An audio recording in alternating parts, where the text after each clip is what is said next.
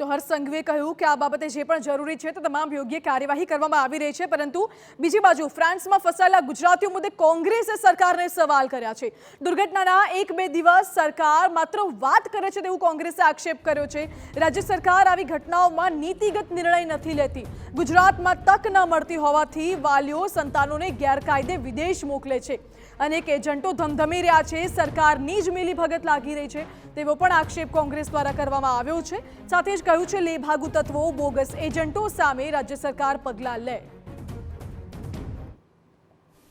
પણ સવાલ એ છે કે સરકાર શું કરવા માંગે? નકલી માર્કશીટ પકડાય, સરકાર કે ચમરબંધીને છોડશું નહીં। નકલી અધિકારીઓ પકડાય, સરકાર કે કોઈને છોડીશું નહીં।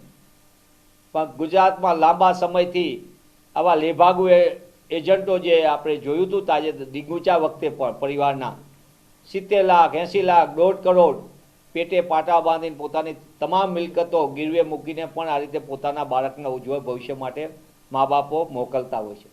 પણ સરકાર એક દુર્ઘટના બને એના પૂરતું એક દિવસ પૂરતી વાતો કરે પણ કોઈ નીતિગત નિર્ણય નથી કરતી।